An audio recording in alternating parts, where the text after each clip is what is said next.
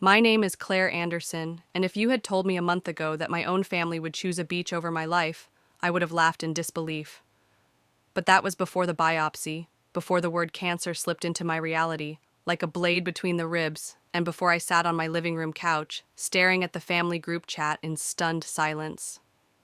I had just typed, "Hey everyone, surgery's on the 12th, it's outpatient, but I'll need someone to drive me home." I thought it was simple. I thought it was reasonable. The message was marked as read by all five of them within seconds. I expected an immediate, "Of course, Claire," or "Don't worry, I'll be there." Instead, the first reply came from my sister, Madison. "You can't be serious. We've had this Hawaii trip booked for months." Seconds later, my mother chimed in, "Can't you reschedule or ask a friend?" My heart didn't sink, it plummeted. That's when it hit me I wasn't even worth a change in their vacation itinerary. My hands trembled over the keyboard, dozens of responses forming and dissolving in my head. I could tell them it was cancer surgery, not some elective procedure. I could remind them of the countless times I'd dropped everything for them, middle-of-the-night emergencies, financial bailouts being the reliable one who never asked for anything in return. But the weight in my chest told me the truth they already knew. They just didn't care enough. I finally typed, "My mistake." 2 words. Sent. Then I powered off my phone before they could reply, curling into the corner of my couch as the room closed in around me. The sound of my own breathing was too loud, too shaky. Outside, the city moved on as if nothing had happened, and maybe that was the cruelest part, how normal everything looked while my world had shifted. In that moment, I wasn't just dealing with a tumor. I was staring down decades of being invisible in my own family, and for the first time, the thought crossed my mind, maybe I really would have to face this completely alone. If you've ever been blindsided by the people you thought would show up for you, if you've ever had to question where you truly stand in your own family, you'll understand the pit in my stomach right now. If you've been there or fear you might someday, leave a like and stay with me, because what happened next will make you rethink everything you thought you knew about loyalty. Growing up in Cedar Falls, Iowa, I always knew my place in the Anderson family hierarchy. My older brother Ryan was the prodigy, the one who could do no wrong, whose baseball trophies still lined the shelves in my parents' den. My younger sister Madison was the baby of the family, the delicate one everyone tiptoed around as if the slightest gust of wind might break her. And then there was me, Claire, the steady middle child, the one who always had it together, as my mother liked to tell her friends. It sounds flattering until you realize it's code for "we don't have to worry about you, so we won't." The pattern was set early. When Ryan wanted to go to an expensive baseball camp 2 states away, my parents found the money without hesitation. When Madison needed private tutoring to keep her grades up, they hired the best in town. But when I got accepted into a prestigious summer art program in Chicago at 16, the answer was a smile tinged with guilt. "Sweetheart, we just can't afford it right now. Besides, you'll get plenty of opportunities later." Later never came. I learned quickly that my role wasn't to be celebrated, it was to be useful. My parents leaned on me to pick up the slack, whether it was babysitting Madison so Mom could volunteer at the community center, or helping Dad sort paperwork for his contracting business when Ryan was too busy with baseball practice. And every time I did it without complaint, they mistook my silence for strength, my compliance for contentment. The truth, I felt invisible. When I was a freshman in college at the local community college, because it made sense financially, Ryan needed a car to get to his first post-grad job. He came to me before he went to my parents. "You've always been the saver, Claire," he said, flashing that confident Anderson smile. "Lend me $4,000. I'll pay you back in 3 months tops." I handed over the money because that's what I'd been conditioned to do, make sacrifices for everyone else's dreams. 3 months turned into a year, then into awkward deflections whenever I brought it up. The money never came back. Madison's demands were smaller, but relentless. Last-minute babysitting for her friends' kids. Emergency runs to pick her up from parties when she'd had too much to drink. Borrowing my clothes without asking, then returning them stained or ripped. Once, when I confronted her about a designer blouse she'd ruined, she shrugged and said, "You should be flattered I even want to wear your stuff." The worst part? My parents excused it all. "That's just how siblings are," Mom would say, laughing as if the joke was on me for expecting respect. Looking back now, I can see how they trained me to expect nothing, because then I couldn't be disappointed. That mindset seeped into everything: my friendships, my romantic relationships, even my work as a freelance illustrator. I became the person who never asked for help, even when I desperately needed it. Being self-reliant wasn't a point of pride anymore. It was a survival tactic. By the time I moved into my tiny one-bedroom apartment at 26, I'd accepted that my family wasn't going to change. I told myself I didn't need them. I had my work, my independence, my routines. I could build a life without leaning on anyone. But beneath that armor was a constant ache, a longing to be seen, to be valued, not for what I could provide, but simply for existing. That's why when I sent that group text about my surgery, some small, stubborn part of me hoped they'd surprise me. That maybe they'd show up this time. The silence that followed wasn't just about the surgery. It was a confirmation of everything I'd been afraid to admit since I was a kid in this family. I was a utility, not a priority. I remember sitting on my couch that night, the TV flickering in the background, thinking about all the years I'd bent myself into shapes that fit their needs. And for what? So they could go sip Mai Tais in Hawaii while I went under the knife alone. That was the night something shifted inside me. I didn't have the words for it yet, but the foundation of my role in the family had started to crack. And cracks, I've learned, have a way of spreading. By the time I graduated high school, I thought I'd finally get my chance to choose my own path. I'd been offered a partial scholarship to a fine arts program in Portland, Oregon, 3 states away from Cedar Falls. It wasn't just an acceptance letter. It felt like a lifeline. I imagined myself walking through sunlit studios, my hands covered in charcoal dust, finally surrounded by people who spoke my language. But 2 months before I was supposed to leave, Dad threw his back out working a job site. It wasn't life-threatening, but it put him out of work for a while. Mom sat me down one night at the kitchen table, her hands wrapped around a mug of tea she didn't drink. "Claire," she began, her voice soft, "we need you close to home right now. You've always been the dependable one. Your father's going to need help, and we can't afford for you to be so far away." I remember staring at the acceptance packet on the counter. The school's logo, a bold P with a paintbrush through it, felt like it was mocking me. I could hear Ryan in the living room laughing with his friends, not being asked to make any sacrifices. Madison was upstairs on a call with her boyfriend, free from the weight of expectation. And there I was, 18 years old, being told my dreams could wait because I was responsible. So I enrolled at Hawthorne Community College instead. I commuted from home juggling classes with cooking dinners, handling the laundry, and driving Dad to physical therapy twice a week. Within 6 months, he was back at work. By then, my scholarship had expired. My chance was gone. I told myself it was fine, family comes first. That mantra became my shield, my excuse, and eventually my prison. It didn't stop there. 2 years later, Ryan had what he called a can't-miss business opportunity. He wanted to launch an app that he swore would change how people ordered takeout forever. He came to me, not Mom or Dad. "You're the one who's good with money," he said. "I'll pay you back double in a year." It wasn't just my savings, it was my future. $15,000 I'd been squirreling away to transfer to a 4-year program. But Ryan was my brother. I told myself I was investing in family. 8 months later, the app folded. He never paid me back. When I brought it up at dinner one night, Mom frowned like I just said something rude in church. "Don't be petty, Claire. Your brother took a risk. That's life." That was the moment I realized there was an unspoken rule in my family: Ryan and Madison were allowed to fail. I was only allowed to absorb the fallout. Madison's version of this was quieter but constant, calling me at 2 in the morning to talk her through relationship drama, dropping off laundry because your machines are better, volunteering me to help her friends move without asking. Once she volunteered me to pet sit a stranger's dog for a week, while I was on a work deadline. Whenever I tried to push back, Mom would tilt her head, all sympathy and manipulation. "We help each other. Your brother and sister would do the same for you," but they never did. There was one winter when I caught the flu so badly I couldn't get out of bed. No one came by with soup. No one even called. Ryan was too busy, and Madison said she didn't want to catch whatever I had. I paid a grocery delivery service to drop off supplies, money I didn't have to spare because I had no one else to ask. I became an expert at hiding my disappointment. I smiled at family dinners, nodded when someone said I was lucky to be so independent, and swallowed the urge to say I didn't want to be independent all the time. But deep down I carried that ache like a low hum you can't turn off. Every time they called for help, I answered. And every time I needed someone, the phone stayed silent. So when the diagnosis came, when I heard the word cancer, I didn't rush to call them. In fact, I didn't call at all. Because if 18 years of being the reliable one had taught me anything, it was this: in my family, my needs were negotiable. And maybe, just Maybe this time I was done negotiating. The day I first noticed the lump wasn't remarkable for any other reason.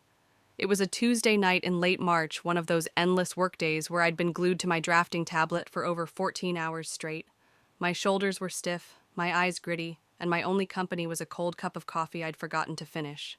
I got up to stretch and caught my reflection in the darkened window. The streetlights outside cast an odd glow across my neck, and that's when I saw it, a slight bulge just to the right of center, shifting as I swallowed. At first I thought it might be a swollen lymph node from fatigue, but when I pressed my fingers against it, it felt firm. Too firm. Over the next week, other symptoms crept in. I was exhausted even after a full night's sleep. Swallowing took more effort, as if there was a hitch in my throat. My voice sounded raspier during client calls, and I had to clear my throat constantly.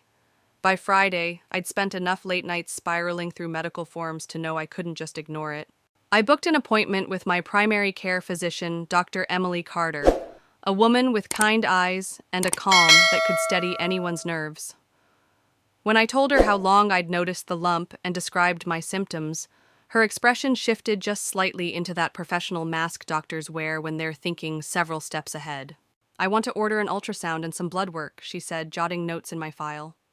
"It could be a number of things, but with the size you're describing, we need to be thorough." I nodded, but my stomach churned. I knew what thorough meant. I wanted to ask if she suspected cancer, but the word lodged in my throat like a stone. She glanced up from her notes. "Is there someone who can come with you to these appointments?" I pictured my mother making it about her stress levels. Ryan offering a distracted pat on the shoulder before changing the subject. Madison suggesting herbal tea and essential oils. "No," I said. "I'll be fine on my own." The ultrasound was the following Monday. Lying on that exam table with the cold gel on my neck and the technician's neutral expression giving nothing away, I felt a strange mix of detachment and dread. The blood work came next, 5 vials from my left arm. 3 days later, Dr. Carter called me herself. "Claire, I'd like you to come in to discuss your results," she said, her voice careful. That night I barely slept. By morning I'd convinced myself it was the worst-case scenario. And I was right. "The ultrasound shows a 4-centimeter nodule on your right thyroid lobe," she explained the next day, pointing to the grainy images on her screen. "Your blood work suggests some thyroid dysfunction. Given the size and characteristics, we'll need to do a biopsy to determine if it's cancerous." Hearing the word aloud was surreal. It didn't crash over me, it seeped in slow and cold. I asked how soon it could be done. She booked it for the following week. The biopsy was worse than I'd imagined. A fine needle aspiration sounds harmless enough until you're lying on a table neck, stretched and exposed, while a stranger pushes a needle into a place you've never thought about before. I tried to focus on a water stain on the ceiling, shaped vaguely like a bird, anything to ignore the pressure and the ache. When it was over, they told me I'd have results in 72 hours. I told my family I was skipping Sunday dinner because of a sore throat. It was easier than watching them relax at the news. It wasn't something they had to handle. On Tuesday afternoon, Dr. Carter called. "Claire, the biopsy confirms papillary thyroid carcinoma," she said gently. "It's highly treatable, especially caught early, but we need to schedule surgery as soon as possible." She referred me to Dr. Thompson, a thyroid surgeon, with the first available consultation in 2 days. The earliest surgery date he had was the 12th, 2 weeks away. It was only after I hung up that the practical implications sank in. The surgery would be outpatient, and I wouldn't be allowed to drive myself home. I'd need someone to pick me up, someone to stay the first night just in case. For the first time in years, I was forced to admit that self-sufficiency had its limits, and asking for help meant one thing: risking the answer I'd been dreading my whole life. 2 nights after my consultation with Dr. Thompson, I sat at my kitchen table laptop, closed, a mug of untouched tea cooling beside me. Outside, the streetlights hummed faintly, but inside my apartment the silence was heavy. I'd gone over the scenario a dozen times in my head, how to ask, what to say, whether to be vague or brutally honest. Part of me thought I should call my mom directly. Another part said to text Ryan or Madison one-on-one, but the more I imagined their possible reactions, the more it made sense to drop the message in the family group chat. That way no one could say they didn't know, and they could coordinate without me chasing anyone down. I typed, deleted, and retyped at least 10 different versions. Too dramatic, too casual, too many details, too few. Finally, I landed on something that felt neutral. Hey everyone, just wanted to let you know I'm having surgery to remove a thyroid nodule on the 12th. It's outpatient, but I'll need someone to drive me home and stay the first night. Let me know if anyone's available. My thumb hovered for a second before I hit send. The message was marked as seen by all four of them within 30 seconds. I waited for the typing bubbles to appear, Mom's first probably offering to rearrange her week. Ryan volunteering to take off work. Madison at least asking questions. Nothing. 10 minutes passed, then 20. I told myself they might be texting each other separately to figure it out. 30 minutes later, my phone finally buzzed. Madison, you can't be serious. We've had this Hawaii trip planned for months. I stared at her words, reading them twice to make sure I hadn't misunderstood. My chest tightened. Before I could even type a response, Mom chimed in. Don't guilt us, Claire. This trip has been on the books forever. Can you reschedule the surgery or ask a friend? Reschedule cancer surgery for their vacation. I felt the air go thin around me. Ryan and Dad stayed silent, but silence has its own kind of weight. It's agreement without responsibility. My mind flashed to the years I'd canceled dates, dropped work, rearranged my life for their emergencies. This wasn't about the surgery anymore. It was the confirmation of something I'd known but never wanted to face. I was never going to come first. Dozens of replies formed in my head. I could tell them it was cancer. I could list every sacrifice I'd made for them. I could beg. But that would mean admitting how much I still wanted them to care. Instead, I typed 2 words, my mistake. And then I powered off my phone. The apartment felt colder suddenly. I curled up on the couch, knees to my chest, and tried to swallow the lump in my throat that had nothing to do with the tumor. I stayed that way until my eyes burned and my voice went hoarse from crying. It was the first time in my adult life I'd asked my family for something big, and they had answered with a vacation countdown. As I lay there, a strange thought came to me. Maybe this was the moment I was supposed to stop waiting for them to show up. Maybe the person I'd been dependable, self-sacrificing Claire had to end if I wanted any chance of surviving in more ways than one. If you've ever had to swallow the reality that your family wouldn't be there when you needed them most, you know that kind of hollow ache. If you've been in that place where you're forced to choose between your pride and your survival, share your story in the comments. Because sometimes the only way forward is to tell the truth out loud. The next morning, I woke up with my phone still powered off on the coffee table. For a brief, drowsy moment, I forgot why I'd shut it down. Then the memory hit Madison's text, Mom's reply, and my stomach knotted so tight I could almost taste the bitterness in my mouth. I turned the phone on out of habit. 1 missed call from Mom. No voicemail. No follow-up message in the group chat. Just silence. Fine. If I was going to get through this surgery and recovery alone, then I needed to prepare like my life depended on it, because it very well might. I started with the apartment. The first thing every post-surgery guide mentioned was mobility restrictions, no lifting, no reaching, no twisting your neck too far. I grabbed a step stool and began moving anything essential from the upper cabinets down to the counter, mugs, plates, cereal, my favorite peppermint tea. I cleared off the nightstand and stocked it with tissues, lip balm, my pill organizer, and a bell I could ring in case Mrs. Porter next door happened to stop by and I couldn't get up to answer the door. From there, I moved on to food. The thought of cooking with a sore throat made my skin crawl, so I stocked up on soft, easy-to-eat meals, applesauce yogurt, mashed potato soups. I made a batch of macaroni and cheese, portioned it into freezer containers, then did the same with chicken noodle soup and oatmeal. By late afternoon, my kitchen counters were lined with neatly labeled freezer meals and my fridge was full. It was comforting in a strange way to see physical proof that I could still take care of myself. I called my neighbor, Mrs. Porter, a 74-year-old widow with a sharp wit and a habit of showing up with lemon bars just because. She'd already agreed to water my plants while I was in the hospital, but now I asked if she could check on me the first evening after I got home. Oh, honey, I wish I could do more, she said, genuine regret in her voice. But I don't drive anymore, not since my cataract surgery. You're going to have someone here with you that night, right? I lied without hesitation. Yeah, I've got it covered. The truth was, the only cover I had was a medical transport service I'd found online, $280 round trip door to door. I booked it and put the charge on a credit card, already carrying more debt than I liked to admit. By the time I sat down that evening, the sun was slipping below the rooftops, painting my living room in honey-colored light. Milo, my orange tabby, hopped onto my lap, purring as if he could anchor me to the present. I buried my face in his fur and exhaled. This was it. No rescue coming, no family rallying at my side. Just me. I wish I could say I felt empowered, that I was proud of my independence. But the truth, I felt hollow. Like I was building a fortress, not out of strength, but because I'd been left outside too many times to risk knocking on the door again. That night, as I lay in bed, I caught myself replaying every moment from the group chat.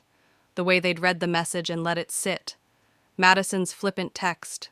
Mom's refusal framed as logic. Ryan's silence. My father's silence. The truth was loud in its absence, they weren't coming. And yet, under the ache, there was a flicker of something else. Not hope exactly, but resolve. If they couldn't or wouldn't be the safety net, then maybe it was time I stopped expecting one. Still, as I drifted toward sleep, one question pulsed in my mind, relentless as a heartbeat. If they weren't here for this, what would it take for them to finally see me? The consultation with Dr. Thompson was set for the following Thursday. I told myself it was just another box to tick before the surgery, but deep down I dreaded sitting in yet another sterile office, answering the same questions, and walking out more alone than when I walked in. The hospital lobby smelled faintly of antiseptic and brewed coffee. I checked in at the reception desk, sat in a row of plastic chairs, and tried to keep my hands from fidgeting in my lap. When they finally called my name, a nurse led me to a small, bright exam room. Dr. Thompson entered a few minutes later. Tall, silver hair and a direct gaze that suggested he'd seen everything and didn't waste time on sugarcoating. He got straight to the point. Based on your scans and biopsy, we'll need to remove the entire right lobe of your thyroid, possibly the left as well, if we see more disease during surgery. There's a risk of damage to your vocal cords and a chance of post-op bleeding. You'll be on thyroid hormone replacement for life. His voice was steady, clinical, but not unkind. I nodded, absorbing each word like stones sinking into water. Who will be with you during the first 72 hours, he asked. That's the most critical period for monitoring complications. My throat tightened, not from the tumor, but from the shame of the answer. No one. I've arranged for medical transport home, and my neighbor will check in. He paused, clearly unconvinced. That's less than ideal. I'll manage, I said quickly, because what else was there to say? When he stepped out to grab paperwork, the nurse who'd been quietly taking notes moved closer. She had a name badge that read Christine. Mid-40s, warm brown eyes, and a calm presence that somehow cut through the clinical chill of the room. Claire, she said softly, I couldn't help overhearing you'll be alone after surgery. I hesitated. Yeah, my family's busy. She tilted her head, reading between the lines. Do they know it's cancer? I shook my head. No, I didn't want to worry them. Christine's voice was gentle, but there was steel under it. This isn't about worrying them. If you have complications, bleeding, trouble breathing, you'll need someone there immediately. It could save your life. They deserve to know what's really going on, and you deserve to have someone by your side. I looked away, focusing on the diagram of a thyroid on the wall. They're on vacation, Hawaii. They made it clear they can't change their plans. Christine didn't flinch. Would you like me to call them? Sometimes hearing it from a medical professional changes the conversation. For a moment, I pictured it, my mother's voice cracking on the other end, Ryan shifting from silence to action, Madison actually putting me ahead of her plans. And then I remembered the group chat. The sting of, you can't be serious. I don't want to ruin their trip, I said, the words tasting bitter. Christine didn't push. She just handed me a card with her direct number. If you change your mind, call me, day or night. I slid the card into my bag, feeling its weight like an unspoken promise. When I left the hospital, the spring air felt colder than it should. I walked to my car, the sounds of traffic and distant sirens filling the space where my thoughts should have been. I'd spent my whole life being the one who didn't need rescuing. Now, with the possibility of real danger ahead, I still couldn't make myself ask.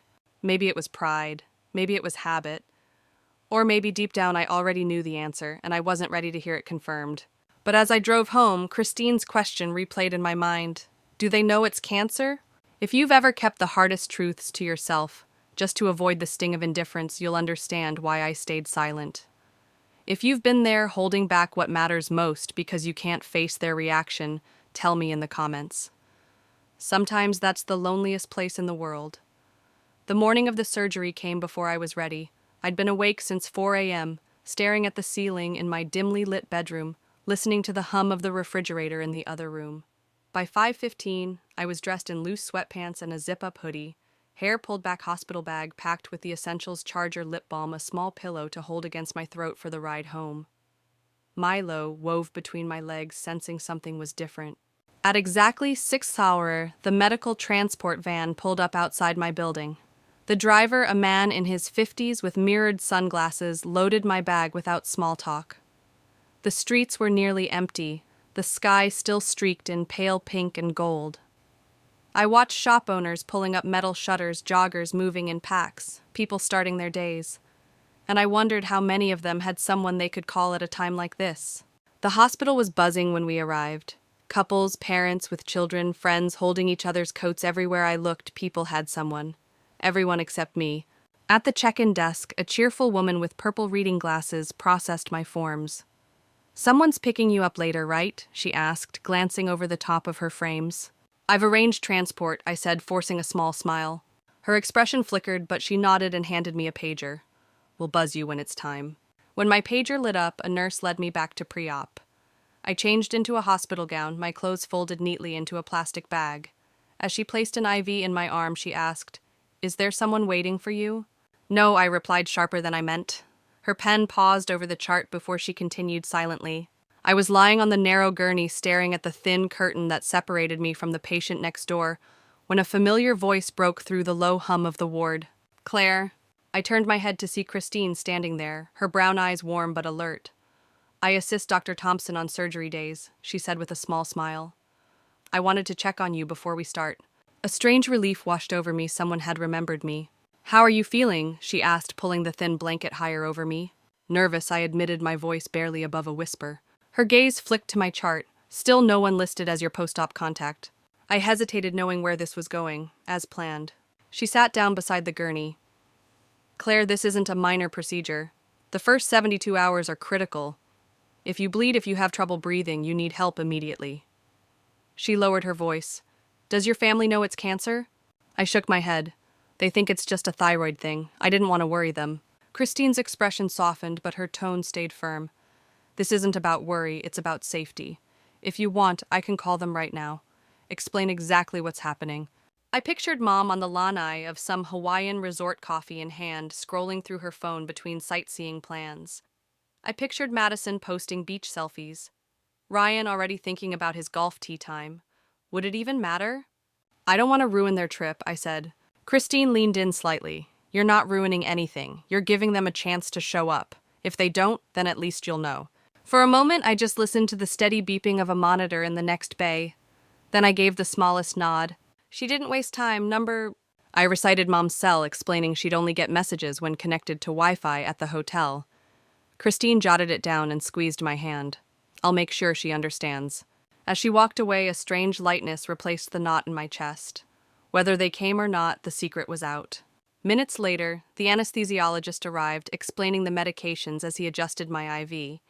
Dr. Thompson stopped by, briefly giving a reassuring nod before heading to the OR. The last thing I remember before the sedatives took hold was the sound of Christine's voice somewhere behind me, calm and professional, introducing herself to my mother over the phone. If you've ever taken that leap, finally telling the truth after holding it in for too long, you know the fear and the relief that hit at the same time. If you've had a moment like that where you stopped protecting someone else's comfort and started protecting your own safety, share it below. Those stories matter. Coming out of anesthesia felt like swimming through wet cement. Sounds reached me first, a steady beep from a monitor somewhere near my head, the faint rustle of paper, the distant clink of metal instruments. Then came the pain, a deep burning along my throat that flared every time I tried to swallow. "Easy now," a voice murmured. A nurse in blue scrubs came into focus, adjusting the IV bag at my side. "Surgery's over. Dr. Thompson will be by soon to go over everything. You're in recovery." I tried to nod, but even that small movement sent a sharp ache radiating through my neck. She placed an ice pack gently over the dressing. "You did great," she said, giving my hand a light pat before moving to the foot of the bed. That's when I realized someone was holding my other hand.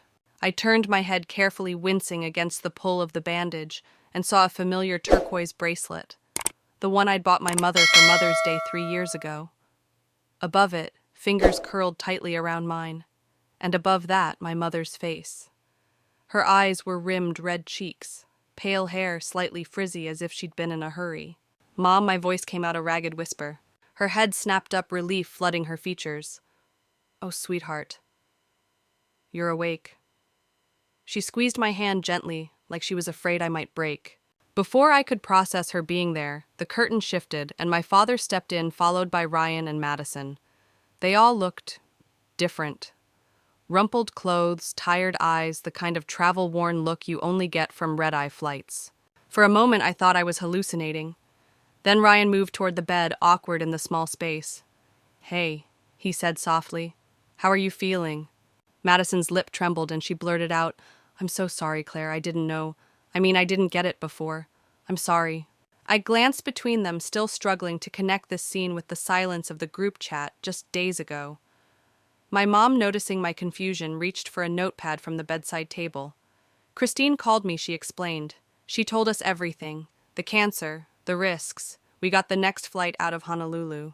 I blinked at the name Christine. So she'd made the call after all. The nurse returned briefly with more ice chips. "Well, looks like you've got quite the team here," she remarked with a smile. "We're her family," Mom said, firm, almost defensive. "She's not going to be alone." The words landed heavy. For years, alone had been my default setting, especially with them.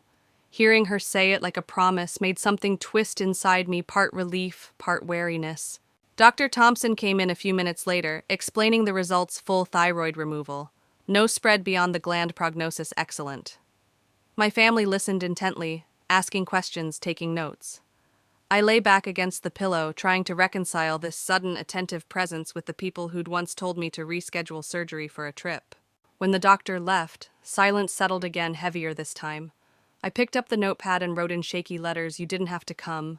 Mom read it, her eyes brimming. "Of course we did. You're our daughter. You have cancer."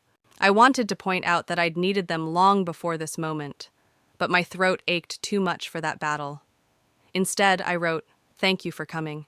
They all nodded, but the weight in my chest didn't lift.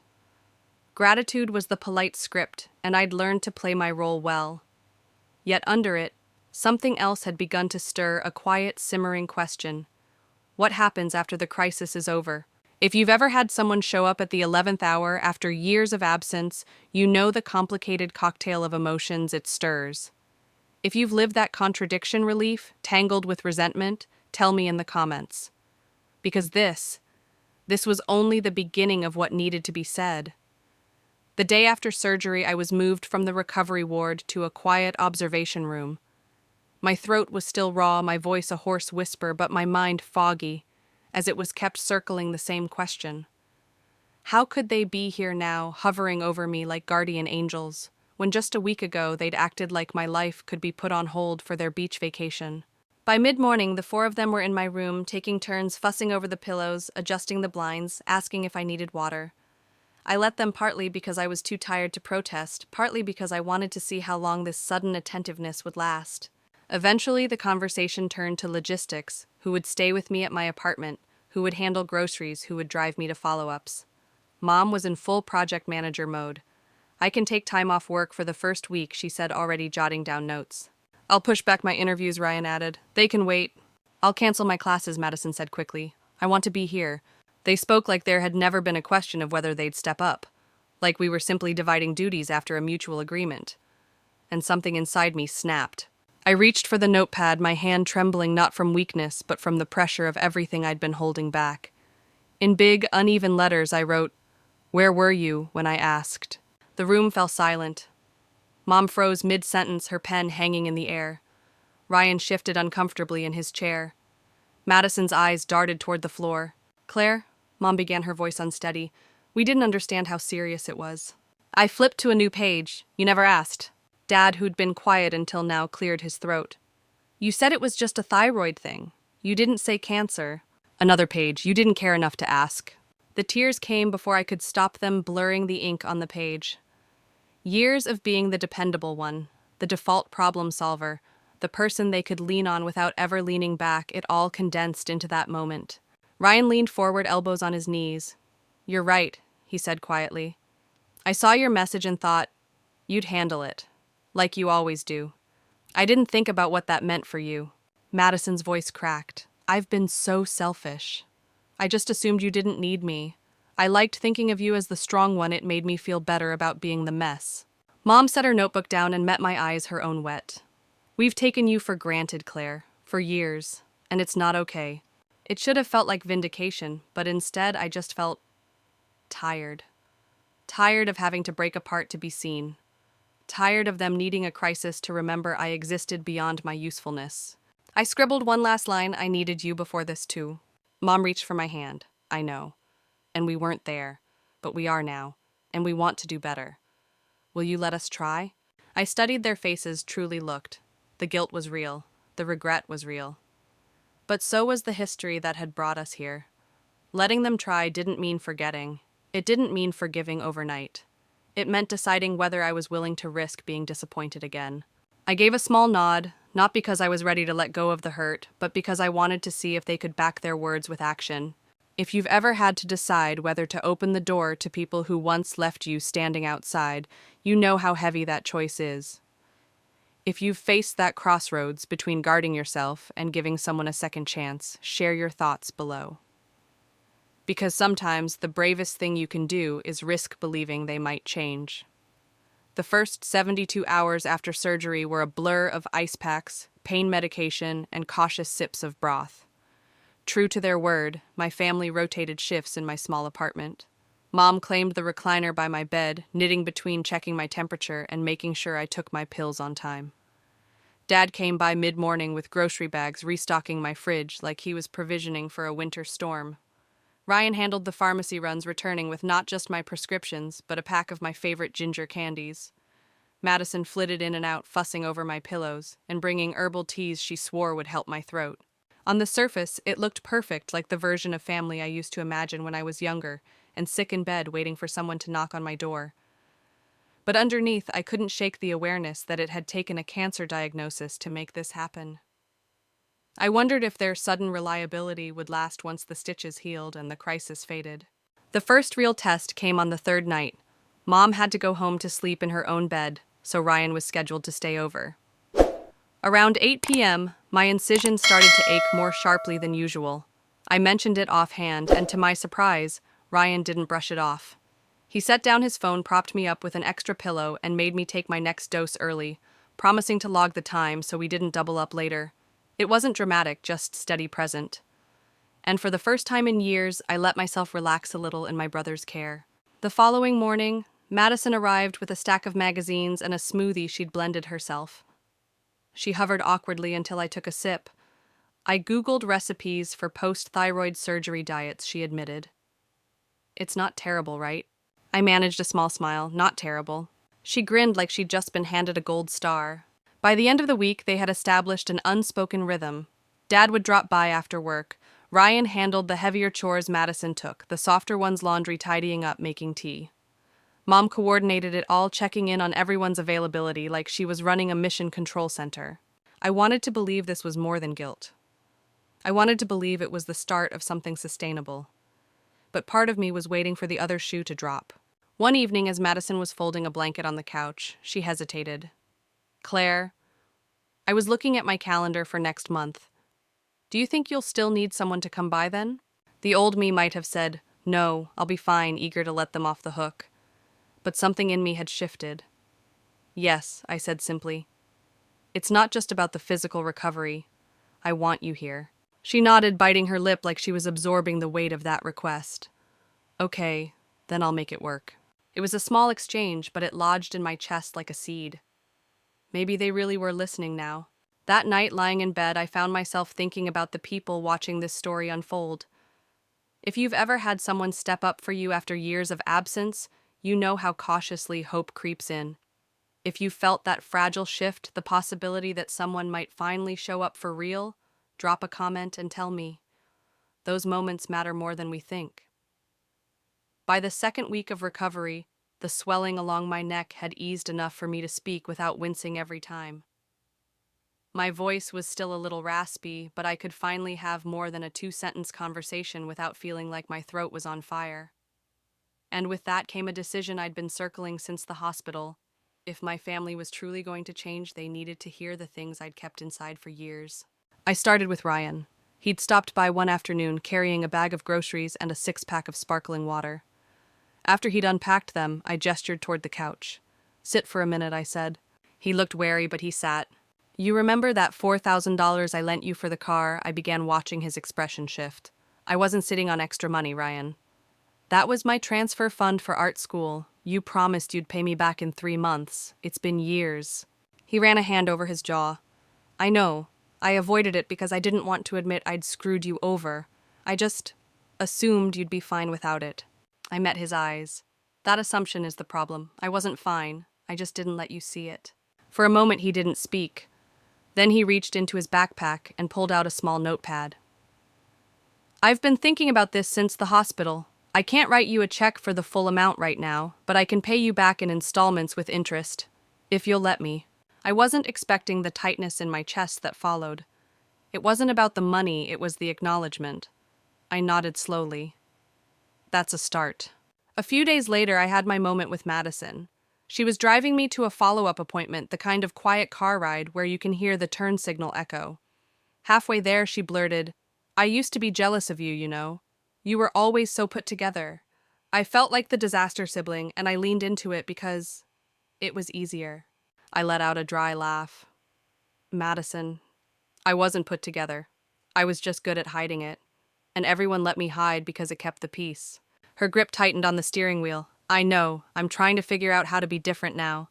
I want to be someone you can count on, not just someone who takes from you." "That's gonna mean showing up even when there's no emergency," I said. "I can do that," she replied, and for once, she didn't sound like she was making a promise she'd forget. The conversation with Mom came last. We were in my living room one evening. She was knitting, I was sketching idly. I finally asked the question I'd been carrying like a splinter. "Why did it take cancer for you to see me?" Her hands stilled. She didn't pretend not to understand. "Because we fell into roles when you were kids. Ryan needed guidance, Madison needed protection, and you didn't need anything. Or that's what we told ourselves. It made it easier not to notice when we were being unfair." "I always needed you," I said, voice low. She set the knitting aside and took my hand. "I know that now, and I'm sorry we looked away. I can't undo the years, but I can decide how I show up for you from now on." There was no grand reconciliation in that moment, no cinematic swelling of music, just truth laid bare and the smallest spark of trust beginning to catch. That night, lying in bed, I thought about how many people never get these conversations, how many let the silence calcify until it's too late. If you've ever had to break years of silence to speak your truth, you know how terrifying and freeing it can be. Tell me in the comments, what's the one thing you wish you'd said sooner? By week 3, my incision had faded from angry red to a muted pink, and I could move around my apartment without wincing. Physically, I was getting stronger. Emotionally, I was still holding my breath. Words were easy, my family had said all the right ones since the hospital, but I needed to see if their actions would stand when the urgency faded. The first test came unexpectedly. My follow-up appointment with Dr. Thompson was scheduled for a Tuesday morning, the same day Ryan had a big pitch at work. A month ago, I wouldn't have asked him, I would have just booked an Uber. But this time, I called him the night before. "Hey, I know tomorrow's a big day for you," I began, "but my doctor wants someone there in case he adjusts my meds. Can you take me?" There was a pause. "Yeah," Ryan said finally. "I'll reschedule the pitch. It's not more important than being there." And he showed up. No last-minute excuse, no sighing through the drive.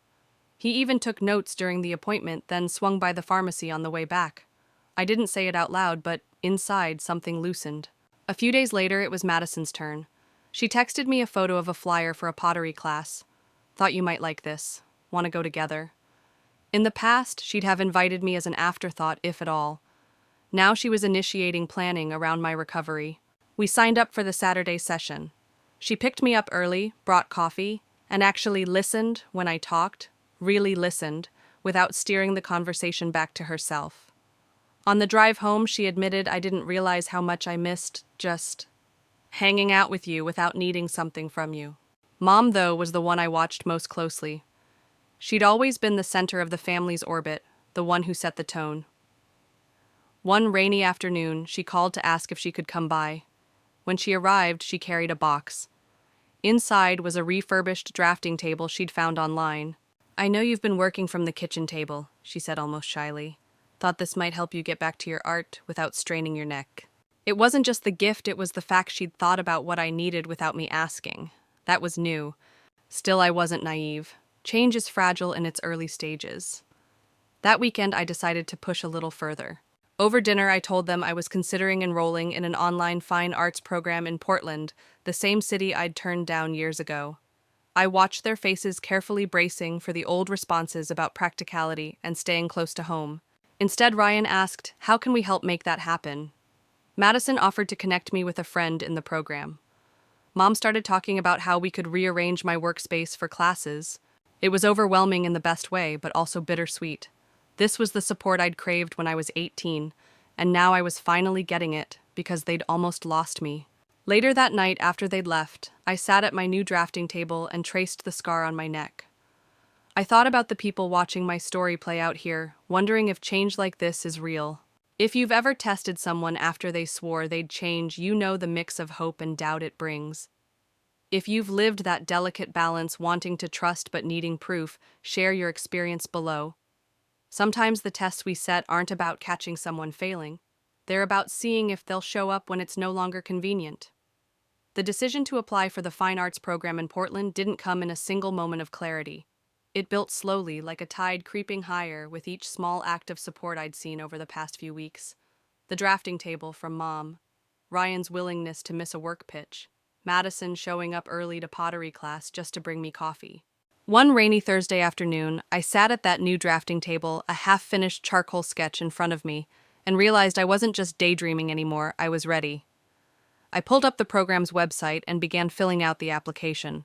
When the first question asked for a personal statement about why I wanted to study art now, my fingers hovered over the keys. The truth was complicated, because I'd put everyone else first for so long. Because I wanted to reclaim something cancer had nearly taken from me, not just my health, but my time. Because for the first time in my adult life, I had a family that might actually cheer me on instead of talking me out of it.